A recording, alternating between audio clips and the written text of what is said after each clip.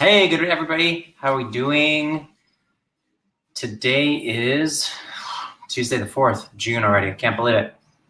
Okay, so a quick webinar today. We're going to talk a little bit about losing pressure with your cuffs. So let me show this.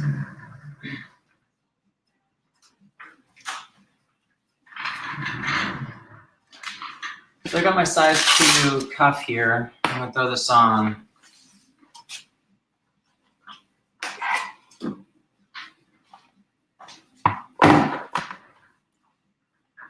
So we're getting some questions regarding losing some pressure.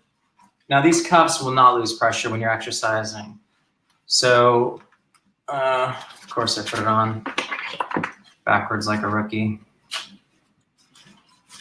All right, so whatever cuff you're using, you want to make sure that it's maintaining air throughout. One of the complaints about some of the less expensive cuffs is that the bladders will leak. So I got this on. Now this little valve right here, when that's depressed, it will you'll lose air. So I'm gonna click that. I'm gonna go in. Now I know my limb occlusion pressure is 140. So I inflate to 140 so I can go from here, see if I can see it.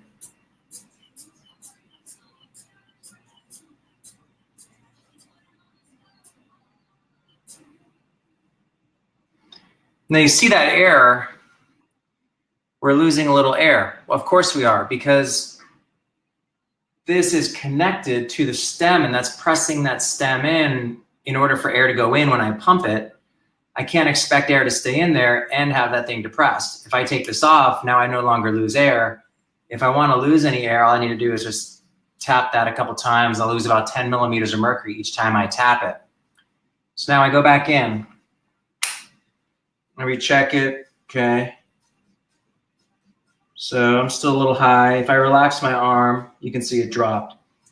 So if you feel like you're losing some pressure, especially my big, like super buffed guys, unlike me, super big buffed guys, when you put the cuff on and then they start to exercise and they start to do some bicep curls or tricep extensions, they will lose a little bit of air. So to get around that, and it's basically just because when you put the cuff on and then you start exercising around it, you're gonna get some pump from the movement of the muscle. There's gonna be a little bit of change during it. So the way to get around it is I put the cuff on, I do a 2-second, as hard as I can, isometric contraction, and then relax.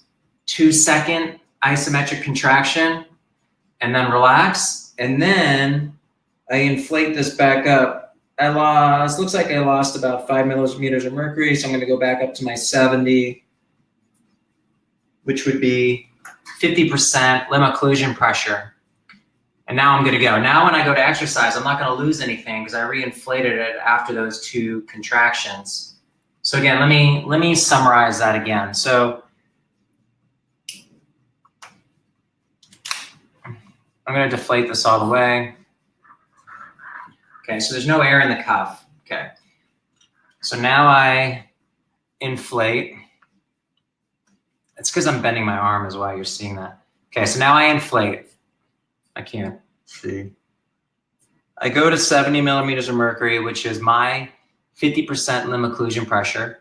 That's what this, my 140 is my limb occlusion pressure. That was 50% of my limb occlusion pressure. That's gonna be my training. I could take this off.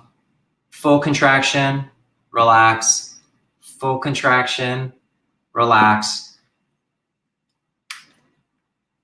Now I plug back in and I lost a little bit of air, so I go back to my 70 and I'm gonna be good. If you keep this plugged in the whole time, it's gonna keep hitting that valve and you will lose air. It's impossible. You shouldn't exercise with this plugged in because you're gonna keep losing air that way. For the lower extremity, I'll put it around my lower extremity. I'll find 80% limb occlusion pressure. Then I'll do a deep squat, hold it for 2 seconds, come out of it, deep squat, hold it for 2 seconds, come out of it, reinflate back up to your target limb occlusion pressure, which is 80% is the target in the lower extremity. Okay, what questions do you have? I feel like I made that really, really confusing. You're basically doing an isometric squeeze in order to make sure that you're getting, you're maintaining the pressure. These will not lose pressure, I promise. During exercise, it's a change in the way that your muscle is forming around that cuff. Your alternative would be to have a built-in pump into this, and then you got to carry the pump around, or there is something on the market that does allow you to do that, but it's just super expensive. So those are kind of your options. That's a quick, easy workaround. Just make sure you're unplugging this, otherwise you are going to lose air. Hi, Robert. Okay, so what questions do we have? I have a question for you guys. Last week, I tried a new thing with my webinar program, which is it automatically should be sending the replay, so I don't have to manually go in there and do it all because I just don't have the time. Can anybody tell me if they were on last week, if they got that automatic email back? Like, if they weren't on, did they get the email with the replay? Oh, good. Michael got it. Okay, great. All right, Michelle, thank you very, very much for letting me know. Perfect. So that's what should happen. So once this goes off, then we should be good to go. Okay, does anybody have any questions about maintaining limb occlusion pressure? I personally think that you have to maintain the higher limb occlusion pressure, you get the better outcomes than if you don't. Plus, you want to get that fatigue factor in, and you want to get that perception of lots of work from your patient or your client. Okay, I hope that helps. Let me know if you have any questions. Otherwise, I'm going to go to a different patient. Anything else I want to talk about? Oh, one other thing. These little things right here, it's called an O-ring. On your cuffs that are used a lot, for me it's 2 and 4s. When you use these a lot, they will dry out. And if they dry out, then when you go to try to put this on, it won't work very well. Like, it'll feel like it's getting restricted or feel like it's broken. All you need to do is take a little bit, just a little tiny bit of massage lotion or something you have around the clinic, Vaseline, and go right around that little O-ring. It'll re-moisturize it, and then it'll just clip on really, really easy. So I kind of recommend every once in a while when you clean these, which should be, yeah, don't force it, exactly. When you clean these, like every week with soap and water, and then you let it air dry, just re-lubricate it really quick, and it'll help maintain your investment over longer periods of time. I'm gonna deflate this now because my arm's going to sleep. So we deflate it nice and softly or slowly, get all the air out of there, and I am good. Any questions at all regarding BFR? If you do, please let me know so I can answer them. Otherwise, I'm going to get back to patient care.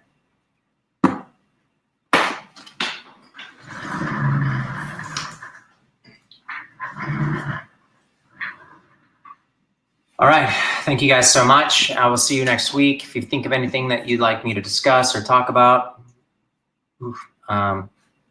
please let me know at edlacara.com. Thanks.